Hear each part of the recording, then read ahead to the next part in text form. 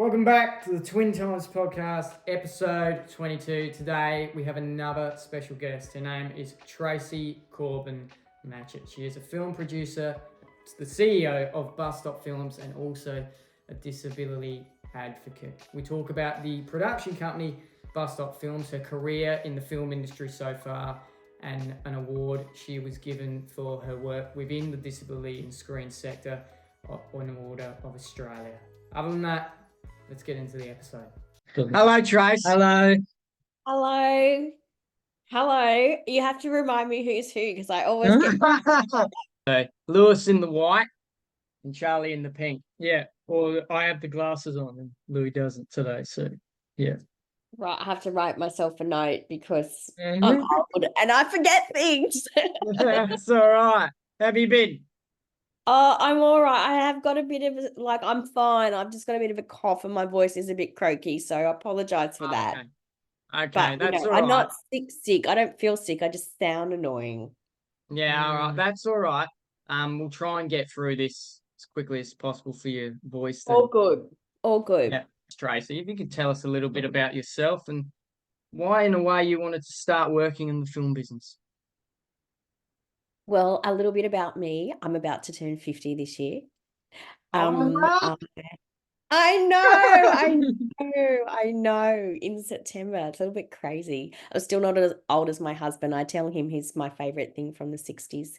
A little bit about me. My name is Tracey. I am the CEO of Bus Stop Films. I'm hard of hearing, an active member of the deaf and hard of hearing community. I live in the Shire, Sutherland Shire in Sydney near Cronulla. I have been working in community-focused, people-focused roles my whole career. I have 3 kids. My eldest daughter is deaf, so I've been part of the deaf community for nearly 21 years. I started losing my hearing in my late 30s, but she was born with hearing loss. And I'm small. I love kindness. I love the footy and sport. I'm not good at sport at all. I was a band geek, but I love watching it. I love watching it. Yeah, never good at sport. I was always cheering from the sidelines. And my mum's family is Italian and I love cooking. So that's about me. How did I get into film and TV? Well, I've loved film and TV, particularly Australian films from a very little kid. Growing up in southern Sydney, I remember seeing Puberty Blues, which you're probably too young to remember, but it came out. No, I remember it. You remember it. I remember seeing it, and it was the first time where I remember I wasn't allowed to go and see it at the movies. My mum said no. She's like, "Oh, that's too raunchy." And my brother and my cousins got to go. I was very sad because I was only in year 3. And I remember just thinking, oh my goodness, that's a movie. And I know where that's filmed. Like, how exciting is that? You can actually make movies about where you live. And so I was always interested in film and TV. Never saw it as a career for me. I worked, as a social worker early in my career. And I sort of dipped my toe into film and TV over 20 years ago when my husband was the pilot straight guy for Queer Eye for a Straight Guy to be made in Australia. In 2004, they made a series in Australia of Queer Eye for a Straight Guy, and they did a call out for men to get made over. And my husband had long Dave Grohl hair. He still has long Dave Grohl hair. Greg, and he'd always used to say, "Oh, I'd love to go on one of those shows where they make over your house." And I knew he's a tradie. He wanted to get off the tools and do a manager role. And I love writing letters, so I wrote letters, and I wrote a letter they did a call out for people. So I was like, I'm going to nominate him. And he got picked. Oh my goodness me. I remember just thinking, I wanted to tell them. So I was like, I got to tell him now. Yeah. And, we got to do the show, which was really exciting, the pilot episode. And so I got to see how TV unfolded and was put together. And I was like, this is pretty exciting. And I met the production team who I still work with today. And then I just started to we'd do a few, we'd be extras. And then when I had the kids, I would do acting. And I saw this job. I was working in policy and I saw a job at Screen New South Wales in policy and stakeholder engagement. I was like, oh, might as well apply. I clearly talk and make friends with people. And I got the job at Screen New South Wales and started working further in film and TV and doing the things I love, like bringing communities together and looking at social issues through creativity. So yeah, that's how I got into film and TV. And I met the amazing Genevieve Clay-Smith that started Bus Stop Films when I was working at Screen New South Wales. And here I am. All The these rest is years. history. Wow. Way to Way the to start of kick it the off. episode. Oh my God. Yeah. No, would you So, say and Greg Oh. got his hair cut on the show in 2004 Yeah. and he kept it short. And it was so funny because there's not much reality in reality TV, I learned. Yeah. And I remember meeting with the head of Channel 10 at the time who wanted to make sure Greg wanted the makeover and he didn't just have a pushy wife that wanted to get a haircut. But he has grown his hair back long again and he's got his Dave Yeah. Grohl thing. But he's 55, Wow. so we're just letting him do his thing. Oh, let him do his thing. He sounds like an awesome bloke. That's great. He's a top bloke. Yeah. I love that. So would you say that you kind of fell into the film industry, although you were Yeah. interested in it? Yeah. Absolutely. Like as I said, I'm a social worker by trade, so to speak, and worked in policy. It was really funny because I worked at Legal Aid, managing the domestic violence court assistance program, and I think we were on maybe level 8 of a building in central Sydney, and Screen New South Wales was on level 6. And it was amazing for me when I started the role in stakeholder engagement and industry development at Screen New South Wales, that the issues I was dealing with on level 8 around gender equity and how that, impacted domestic violence, we were dealing with in the screen industry. And I was like, what? There's a gender problem in film and TV. And so a lot of the work I was doing was really in that same network, looking at a social justice issue, a human rights issue, but up the top, it was through the lens of the legal system, and then moving down to level 6 through Screen New South Wales, it was through creativity. Never in my million years saw myself working in film and TV. I grew up in public housing in Southwest Sydney. My world was tradies and laborers and people that worked, very blue collar. No one I knew worked in TV, and it's, as I'm sure you appreciate, it's an industry so removed from anything, and never sort of really understood a role for my skill set, which is policy and strategy and partnerships. So, but I love it now, and I love film like I love sport, as it brings communities together. They're great mediums for social change. So yeah, but never ever saw myself working in film and TV. I was just going to be a social worker. Yeah. Is it rugby or is it Aussie rules? Yeah. Look, I love all sports. I am a big fan of the NRL, but I love soccer, and I love surfing. I was on the board of Deaf Sports Australia up until a couple of months ago for 8 years. And I loved Wow. with that's the peak body for deaf and hard of hearing athletes. But I was there that day in 2016 when the Cronulla Sharks won the NRL grand final. It was a big day. Well, that would have been cool to watch. It was pretty cool. I was there. I was screaming and yelling. Beautiful. But I'm not good at sport at all. Very much, always Yeah. the person picked last for the team. Oh Yeah. wow. Yeah. It's all right. As long as you're a diehard supporter I'm a of the diehard clubs, fan. it's all right. Yeah, that's the I'm a way, isn't it? diehard fan. I was playing clarinet. That was my contribution to community. We've all got to be good at something. Yeah. That is for We sure. so do. And you need cheer people. You need supporters. And I'm happy to be a supporter. Absolutely. Would you say, being the CEO of the production company Bus Stop Films, would you say that you find this thrilling or stressful at times? It's a bit of both, because my role is, when you look at Bus Stop, we're a film school, a production company, an advocacy organ, and employment service. And it was funny, my son, he's 14, he said to me one time last year, Mum, you're a bit like a high school you're like a principal of a school. And I said, well, I kind of am, and there's 200 students, participants, and I, at the end, I have such responsibility for the care and protection of all of the people that attend our program while they're attending our program and in our care.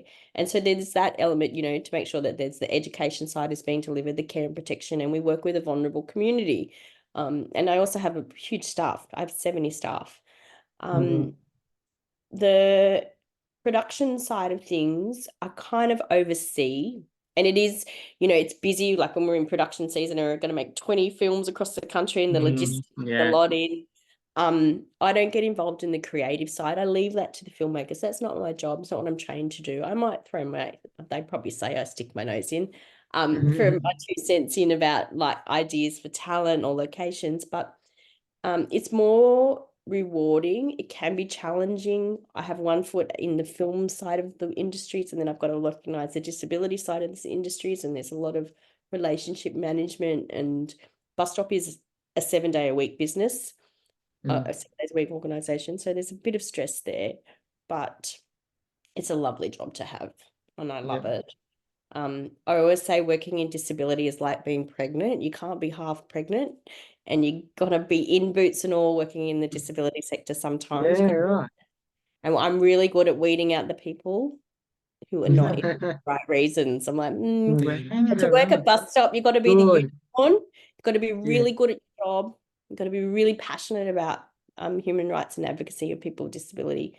And you've got to be kind. And if you're not all three, I love how you weave people out that are not for the right. Pick them out. Yeah, I love you're not good. yeah.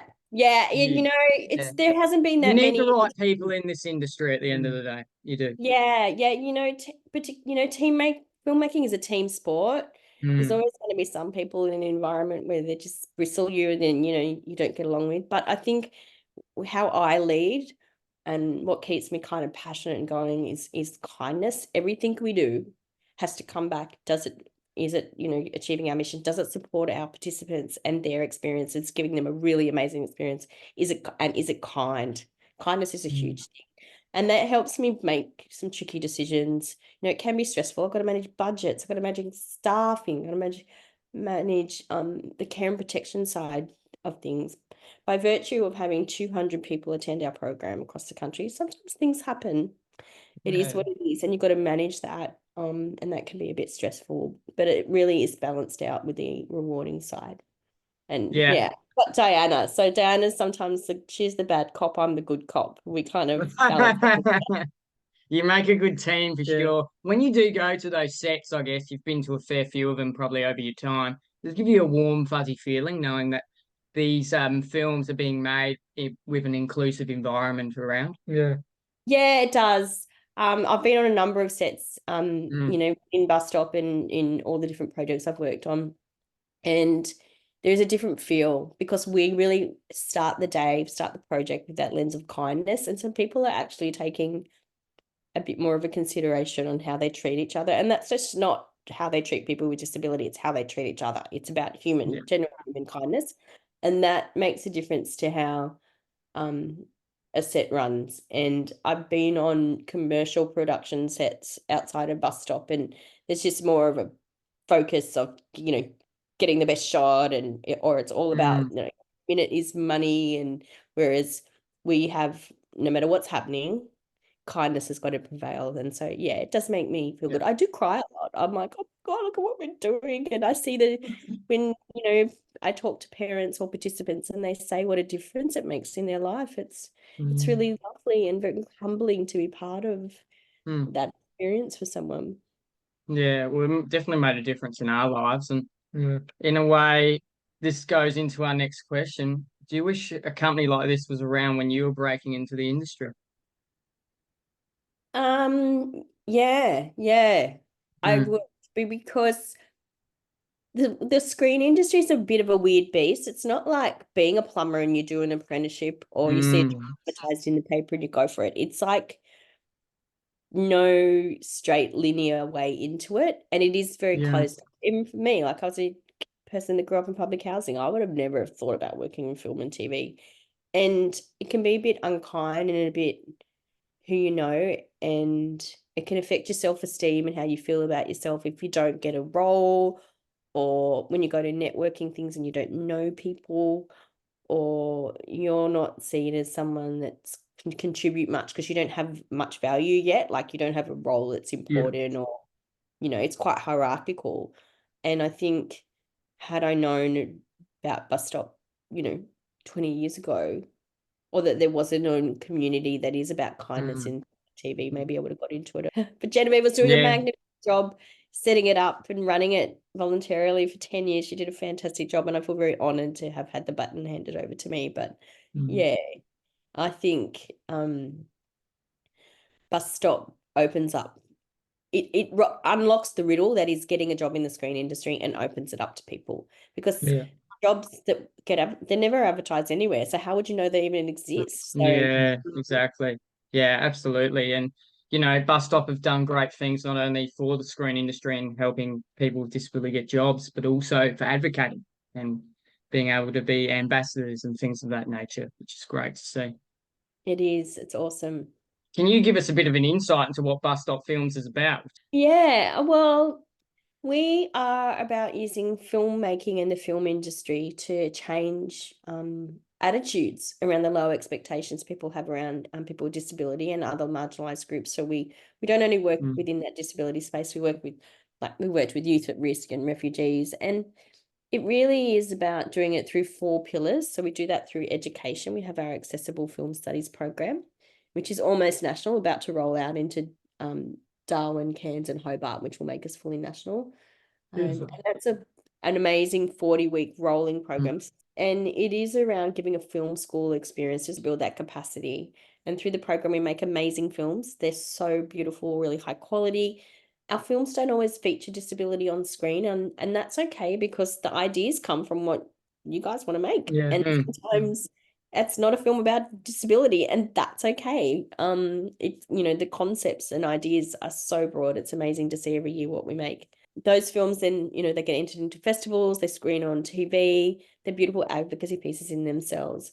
We do a lot in that advocacy space. So, I presented our work to the Disability Royal Commission. Earlier this year, I got to speak at the UN about our work. And it really is about advocacy within film and TV, but advocacy on a human rights level, saying particularly, and that leads into our 4th pillar, which is that employment pillar, opening up employment in film, TV, and commercial production to people with disability on both sides of the camera. Really, recognizing that the stories told and having people with disability on screen really changes communities' perception of what people with disability, who they are, what they can do, what their contribution is. But also, work is having employment and income and having somewhere to go every day and a network. And that's so important. So often the first time we view our own community or communities that are different from ourselves is what we see on screen. So if it's presented in an authentic way, then we're getting a real view. If it's presented in an ableist or an inauthentic or disempowering way, then it skews people's perception of what people with disability can do. I saw it myself growing up, that I lived in public housing and I only ever really saw quite negative representations of people that lived in public housing on TV. And I hope, I challenge that. Your address and postcode really shouldn't determine, what people think of you and what your options are in life. Absolutely. I saw you also spoke at a documentary conference in Melbourne as well. Yeah. How was that all? That was pretty cool. So Bus Stop Films was an inclusion partner on a project which is available on ABC and iView called This Is Going to Be Big, which is a beautiful documentary directed by Thomas Hyland and made by Fremantle and Truce Films, that explores secondary school students from Macedon Ranges special school as they journey in preparing for their school musical, which is a lot of us do the school musical. Yeah. I was always in the band, I was never on the stage. It's a rite of passage. We all do it at high school. They're writing it and practicing and performing their beautiful school musical. They also are a group of young people who happen to live with, intellectual disability or autism, and we had some participants work on the project and we're an inclusion partner. So it was really, at AIDC, together with the team from Fremantle and Jim Wright, who was the producer from Truce Films, and Diana. We spoke about the process, and the team were really on board with inclusion from the get-go, like making always sure that their production practices was ethical. Documentary filmmaking, you're filming people's lives. And you want to do that in as ethical and appropriate way as possible. These are young people. The project, it premiered at Melbourne International Film Festival. It's screened around the world. It's won multiple awards. It's now on ABC. Making sure that we had people with disability working on the crew. So Reese, who's one of our Bus Stop employment participants from Melbourne, worked on the production, and then we helped them also with post-production and impact campaign, and it fruited a really beautiful story and a beautiful documentary. Absolutely beautiful. And it's the musical is sort of layered around the music of John Farnham, and so there's quite an Australian thing to it. That So is beautiful. That's great. Yeah, yeah, absolutely like, wonderful. like, What appealed to you to want to apply at Bus Stop Films, I guess, when you saw the advertisement? Or did Genevieve sort of offer you the job? Yeah. oh well.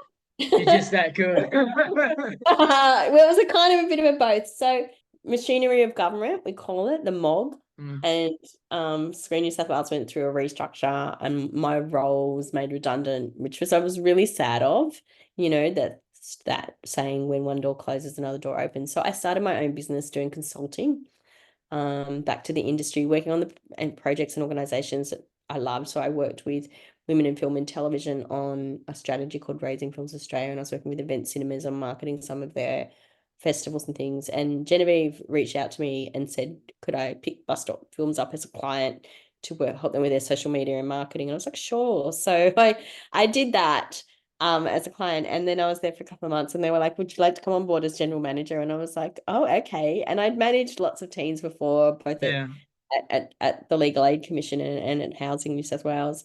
And then Genevieve, to her credit, man, she ran Bus Stop voluntarily while running her own business and making films for 10 years. And she'd always had a plan to move away from the CEO role at 10 years. The board asked me, would I, consider it? So I still had to kind of put in an application, so to speak, and be interviewed by the chairman, Peter Tonner, who is the loveliest man ever and just such a beautiful human. And it'll be coming up to 5 years on 1 July that I've been the CEO. I'm just honored. I treat it like it's my baby. And then Genevieve and Eleanor birthed Bus Stop, and they nurtured it and grew it. And I feel very privileged to be in this role. And, it's great to have Jen still involved on the board and making films. Like she's about to direct our first feature film, and to work with Eleanor as well. Eleanor Winkler, who's the other co-founder. She's based in LA, so still get to work with them. Yeah, so that was in 2019 I came on board as CEO, but picked them up. I think I was doing 4 hours a week of social media for them, and then running They the show. thought there's a gem here. There's a gem. We'll give her the CEO job. Right where the iron's hot.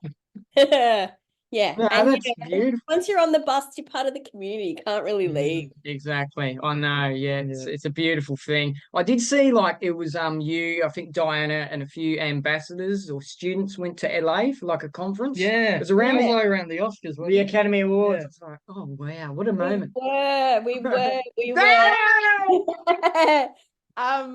That was, it was a long time in the making. We went to LA. So this year, 2024 was the first time that the Oscars had their new diversity inclusion standards applying, which they released in 2022. So my goal was, I was like, we need to be in LA when those Oscars are on, and we need to be telling everyone about who we are and what we do. So it was a long time in the planning. And I wanted to make sure that we took a group over that showcased diversity and disability and experience, that we had people that could speak to our films and our tutors. Yeah, it was really great. We had Olivia and Alicia who attend our Brisbane program, and Alicia's mum doing double duties because she's also a tutor of ours, Dr. Veronica Wayne, and Paul Nanari, who's in on our advisory board, and Genevieve and Diana. And we went over to LA, and it was a great time to be there because we were able to meet with production companies who might be bringing projects to Australia. So Disney, Warner's, Universal, NBC, Netflix, and speak to them about our employment service. So when they're bringing those big inbound productions to Australia, and under some new requirements through the producer and location offset, those inbound productions will be required to deliver or invest in localized training programs for Australian crew and one of those will be some focus on people from underrepresented groups. And I was like, here we have solved your problem for you. And I know decisions will be made in LA before they come to Australia. So I wanted to tell them about who we are and what we do. But it was really brilliant. We screened our work in partnership with the Real Abilities Film Festival in LA. We caught up with Australians in Film, which is, an advocacy organisation that really celebrates the Australian screen industry in LA and helps with those partnerships. And Ozfilm were, they're about the export of the Australian industry into international and vice versa. They helped set up all of those meetings, and everyone took our meetings, which was so unheard of. And because it was the Oscars, we got to go to the Oscar gala at the Hollywood Roosevelt. And that was Wow. pretty amazing because Olivia and Alicia were leading the conga line at the after party. Paul was just dancing in his wheelchair. Only Australians could get away with being so crazy. Yeah, I know. Dancing with one of the Oscar winners from Godzilla, who had their Oscar with them. Oh, wow. That's It was terrific. brilliant job to take 10 people to LA for a week. Yeah. But we did it. Yeah, A lot it of would have fundraising. Yeah, absolutely. We able to watch the Academy Awards at all? Yeah. See any winners? Yeah, we Right. did. So it was really amazing to be there as well. When we see it on the TV in Australia, it's just happening. And being there in the days leading up, we saw the whole thing getting built, like the red carpet area and like that. And then on the morning of the Oscars, there's just like streets are blocked off. There's hundreds of people still running around, like people in suits that are getting ready to set up. There is like makeup ladies with trolleys just running everywhere to go and obviously do the makeup of all the celebrities. The Hollywood Roosevelt is next door and they have this gala. And so it's a beautiful event and you get to see the Oscars as well live. Yeah, but the next day it's all gone. It's just like it didn't even happen. The streets are back open or the red carpet is on that quick. Yeah. Just like they have magic people that come in the night and just take it all away. That's show business. Yeah, that's show business. Yeah. Oh my God, yeah. So do you believe it's important to inclusivity in the film industry? And can you give us some reasons as to why you believe this is important? Oh, absolutely. It's so important. Film, everyone has one of these now. A camera. Phone. Camera. They watch content 24/7. Mine's right here. Yours is there. This is the most powerful medium to change people's attitudes or to connect people. So inclusion from the blank page of an idea through to the development, production, post-production, red carpet, accessibility. I mean, I've got the captions on here. It's so important. So important. We need to reflect all of our society on screen because it is really narrowing when we can't see ourselves. It adds nuances and depth to our story. It makes it more interesting. And it opens it up, it makes economic sense. When my daughter Aurora, she is going to be, oh my gosh, she's going to be 22 soon. Wow. When she was born, as you know, I was new to the deaf community, and the only film that I knew or piece of content was Children of a Lesser God, which had Marley Matlin in it. It was a very adult film. There was no children's content that showed deaf people.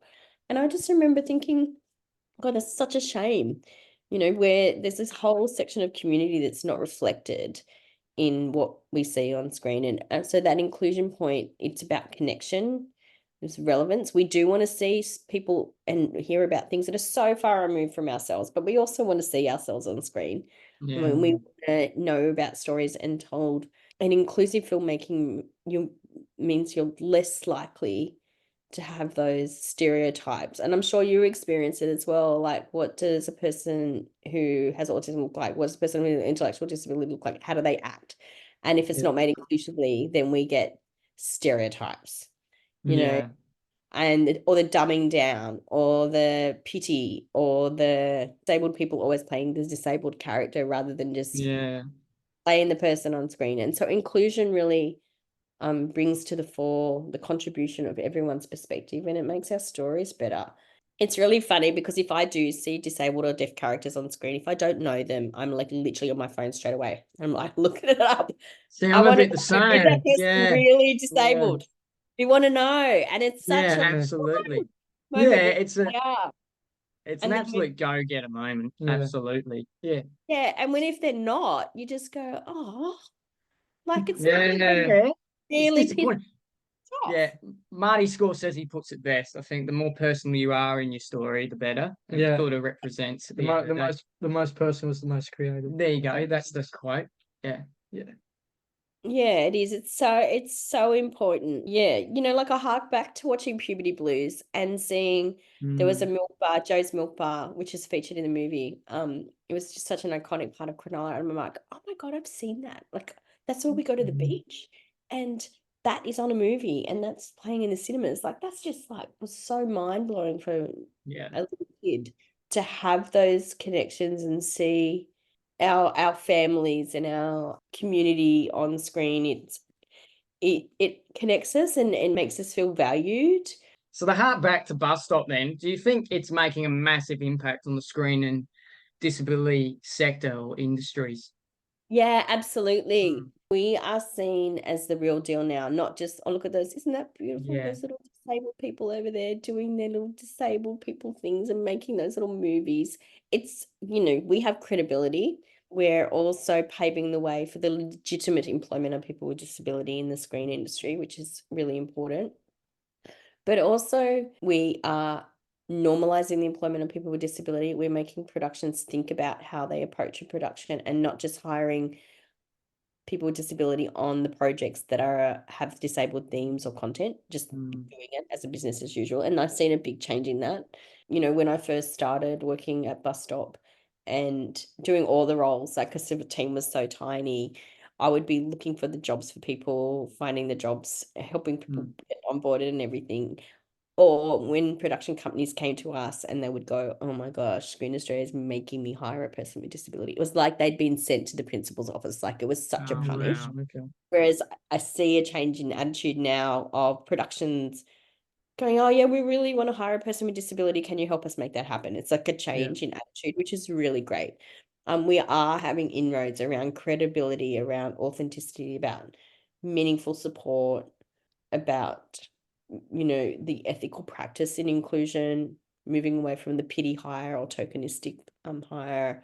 And it's really enlightening to see, or really positive to see, that the screen agencies now look to us. We've been doing it for a long time. We have a wide, diverse sections. 30% of the staff of Bus Stop Films also live with disabilities. So we're walking the talk and really, refining the process of inclusive filmmaking. But it is really good to see that the screen agencies and broadcasters as well now look at content that features story around disability community in the same way they do as First Nations. So when you go into Screen Australia with a production, if your film has themes around Indigenous community, you have to demonstrate that you have people from that community on board the production, which is great around cultural safety and relevance. And the same sort of principles are being applied to content where they might have a disability storyline or a character with disability that they want to see that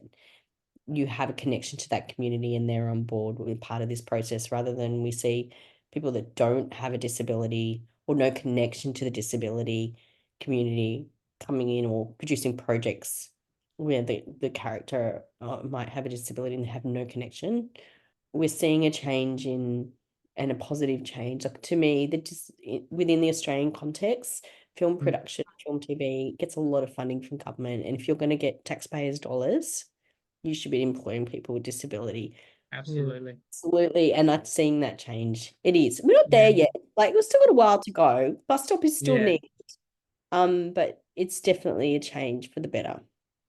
What year did you start to see that change from, people in the disability sector in the film industry saying, oh, this is just a really cute film, to, we're now making big ground waves with it? Yeah. I think it was probably about 3 years ago Yeah. that, Okay. yeah, 3 years ago it tipped, that people saw that we were here and we was legitimate players in the sector. And it's a very hierarchical thing, and that we could scale our programs. We were sustainable. We had a business model that was fiscally responsible and we could grow the organization. And then last year we won Breakthrough Business of the Year after 14 years. Yeah, Right. 14 years. Yeah, Long at the time. Screen Producers Awards and Screen Producer Australia Awards, and I was like, we finally made it. We're like being taken seriously, that the work that we're doing isn't just those cute little disabled people over there making films. This is proper production, professional productions, legitimate education, legitimate employment. As an organization, we're contributing to the ecosystem of the screen industry, because we, when you think about our programs, we employ 50 people every week in the classrooms to deliver the programs. We have 20 people in the team. So we're a big employer. 70% of our workforce is women. 30% of our workforce are people that live with disability. And then when we're making the projects and we're crewing up, we'll hire 600 people across the country to make those 20 short films. And they're really high quality. They really demonstrate the capacity of storytelling of our cast and our crew, and the relevance and the diversity of the Australian industry. And we export those to festivals around the world, and they get, they're really polished, and we do a lot of advocacy, not just for us, but for the sector. Got a relevance now as a key player in the industry. We're not just that small. We are still a small community organisation that's doing Bunnings barbecues to get to do what we do, but we've earned our stripes, and it's taken a while, and we just chip away. Luckily, I'm a chip awayer, if that's a proper word. Like, I'll just keep chipping away, keep going, and we'll get opportunities. So yeah, and people always count the small wins at the end of the day. Absolutely. Yeah. What's the ultimate goal with Bus Stop? Do you see nomination? An Oscar nomination, or do you even yes. see yes, Charlie, or even having well, our goal, the goal is world domination. Look, I'd love us to make our first feature film, which we're on the way to doing that next year. Yeah. We would love to be back at Our goal is Oscars 2026 to be eligible for the Oscars there with the feature. We'd love to take the program to LA eventually and set it up the accessible film. Yeah, I was going to say, would you like more classrooms like international and stuff? Yeah, absolutely. Absolutely. We're growing what we're doing in the advocacy space. We're growing what we're doing as a production company. We're making more content for companies that are coming to us around partnerships. I'd love to see, Bus Stop as a household name, so to speak, and just taking our program where it needs to be. I think our program is beautiful. It changes lives, and I would love more people with disability to have access to it. And so, it's following that. But yeah, we'd like an Oscar, thank you. Yeah, absolutely. It's going to happen. At least courage and confidence get you there in the end. I'm sure it will happen. A recipient, the Order of Australia, which is the most highest honour ever. What were your feelings when you experienced or first found out you won that award? Oh, well, it was a really funny day. It was, I was just elated. I was shocked, absolutely shocked. Ever thought it. You get sent an email to say you've been nominated, or someone has applied, submitted. This doesn't mean you're getting it, but you need to just confirm some details. And I'd had some surgery that day, nothing too serious, but I'd had surgery and I was on painkillers, and I was like, am I really reading this email, or am I just off with the fairy? Am I just loopy? Am I just like looping out here? And I was just lying on the lounge as you do, recovering, and the kids come home, and Greg came home, and I said, I've been nominated for an Order of Australia, and you don't know who nominates you. So I was like, oh my goodness. Wow.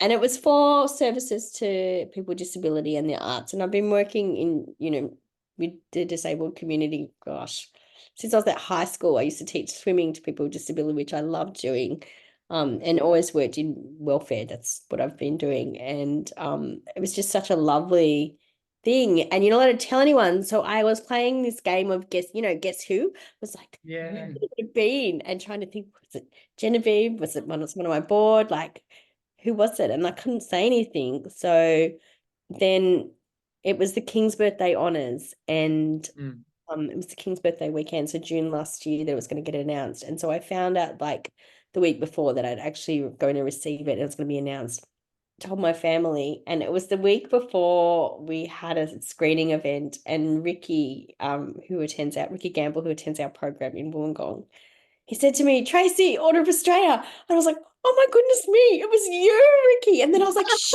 didn't tell anyone." I had no idea that it was Ricky, and then it was a student, and that just made me so happy in my heart, because I thought it was such a beautiful thing for him to do. And then I got it, and it's really funny. So I got my Order of Australia announced on the June long weekend, and then I think it was in October, so around September last year, that actually got presented it by the Governor of New South Wales, Margaret Beasley. And because I'm always doing fun, crazy things, when I got presented with my Order of Australia, I was actually filmed for a TV show. So it's a beautiful show, and it's about to go to air shortly, called Tony Armstrong's Extraordinary Things, where Tony Armstrong... that's on the ABC. It's being On the promoted ABC, right now. yeah. I'm gonna watch that now. You're gonna watch it. It's gonna be on. I'm on it. So they did a call out for people that had things in their possession that were special to them, but that also part of Australia's history. And I had a beautiful letter because I'm always writing letters, doing the asking, that I wrote to the Prime Minister of the time, which was Bob Hawke, back in the 80s. Because my grandma died, and no one could really explain to me why people die. And so I thought, as you do, the only person that could answer it would have to be the smartest person in the country, and that would have to be the Prime Minister, right? So I wrote to him, and he wrote this beautiful letter back, and I got the letter like 2 years later, and it said, that people's bodies are like old cars and they just break down, and no one can be really sure when they're going to die, and because of that reason we should really focus on the beautiful and positive things in life, and not about death and dying. And I just thought it was such a lovely letter, and that started my passion for social justice, because I became obsessed with watching politics and just the machinations of government, and I really loved Bob Hawke. I thought he was a great leader. And when he died, a friend at Screen New South Wales said, "You should tweet that." And I think at that stage I'd done 2 tweets in my life. I was really not a person that was big on Twitter. And I remember it went viral. So I wrote into the show. I got this letter, would you like to include it? And I got selected, and I was like, I will only do the show if you make it inclusively. So a bus stop participant got to work on the post-production, Joel. Oh, that's brilliant. Which was lovely. And I spoke about how that letter really opened up my eyes to policy and social justice. And, here I am getting my Order of Australia. And so they came, and Tony interviewed me, and I had to read the letter. And then they came and filmed on that Order of Australia Day. And so it's going to be on the TV show. Wow.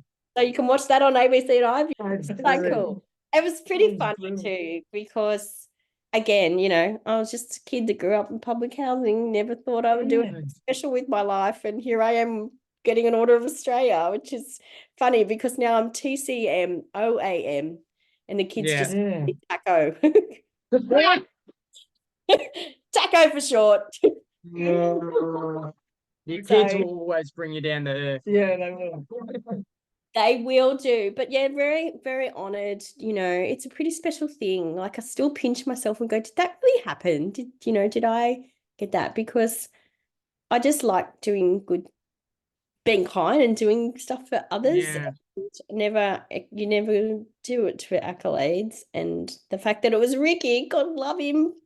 Yeah. Nominated What a me. beautiful soul, hey? Yeah. Yeah, he is a beautiful soul. Wow. So yeah, got a few letters after my name now. It's incredible. What a story. Do you hope that receiving the Order of Australia will allow people not only with disability, but even people that don't have disabilities, to be inspired to go out and achieve their dreams and achieve their goals in the world? Yeah, absolutely. Look, inspires other people who just live in basic everyday lives like I had, to just take a little kernel of sparkle and just follow it. Like, to me, this receiving an Order of Australia, like I watched other people get them and was like, wow, they're so amazing. And you never really think of yourself doing those things. And social justice and social service and committing to a life of serving others is a lovely thing to do, and it's something I've always done. And like I said, you don't do it for the accolades, but it is really heartwarming to be respected by your community and for someone to think that you've done a really good job. And I found out afterwards, because I heard, you're not involved in the process because it is all surprise and secrecy, that lots of people in my community had to kind of vouch for me. So my mayor of my local community, the CEO of Screen Producers Australia, Genevieve, other people had to kind of write references and vouch. It's a bit of a process. So to be validated not only by the Governor General and the King to say, hey, you're doing a good job and you've been an exceptional contributor to your community, it's pretty, and others, it's pretty special. Yeah, and I think more people should nominate more people with disability for the Order of Australia. I mean, we are 20% of the population, so Yeah. we all need more letters after our name. Charlie and Lewis We Smith, OAM. One day, Trace, for sure. This is why we get guests like this. I love doing this podcast. Great. Tracy, it's been an absolute privilege. It's our final question. I hope you've enjoyed yourself. I hope your throat's okay and gotten through all that. Got my lemon and ginger tea, 2 tea bags. It's a 2 tea bag cake. My mum will love that. What advice would you give to your younger self growing up in public housing? Maybe even writing that letter to Bob Hawke or starting out in your film career. What advice would you give that person? What would you say? I would just say stick with it. Like, it will be hard some days, but also be prepared for change and the unexpected, because I would never have thought I would work in film and TV, but who would know where the journey and tapestry of life will take you? And I think sometimes just say, yep, give it a go, and we'll learn it as we go along, It took me a while to have the belief that I've always been someone that's comfortable, whether it is the Prime Minister or the doctor or the street sweeper. Like, I don't, your role in hierarchy, I can talk to people from all walks. I'm naturally chatty, although I was a very quiet kid. My nickname was Silent. I know, who would have think it? That it did take me a while to feel like I had the right. You feel like a little bit of an outsider sometimes, and maybe that your role as an outsider sometimes is because you're observing and learning, and then you find your feet and your space. So I would just say to my younger self, just take all the opportunities and say, yep, we'll give it a go. Beautiful. Absolutely. Thank you for coming on. It's been an absolute privilege. It's been great seeing you, and you've been a wonderful guest. Thank you. Thanks so much, guys. I really love chatting to you too. And you've been great advocates on board the bus, doing some really wonderful things, getting to work on some pretty awesome projects. And it was really good to chat to you. Sorry about my croaky voice and a little bit of a cough. It's all right. It's all right, Trace. We've gotten a lot of good stuff out of it. Keeping it real. Keeping it real. Well, you two have a wonderful day. Thanks for letting me on your show, and I look forward to I don't say hearing her back. I think my voice always sounds sometimes I feel like I sound like Pauline Hanson. My shy twang comes out. You don't. I've got a very Australian twang sometimes. Yeah, no worries. Take care, Tracy. Thanks for coming. No worries. Thanks, guys. Have a great day. See you. Bye. Bye. What a great conversation with Tracey. That's why I do this podcast. I absolutely love having guests like that. She was absolutely open, and just knowing her story from beginning to end was fantastic. If you want to learn more about Tracey, a link to her Instagram will be in the description, and also a link to the Bus Stop Films website if you want to learn more about that production company and what they do there as well, and also if you want to learn more about Tracey. If you want to learn more about Twin Times, a link to Charlie's Eyes Instagram will be in the description below. And other than that, that's a wrap. So this has been the Twin Times podcast. We wish you nothing but peace and love throughout the rest of the week. If you are on Spotify, give us a rating out of 5 stars and a follow. And if you're on YouTube, like and subscribe. It really helps us out. Other than that, we'll see you in the next one.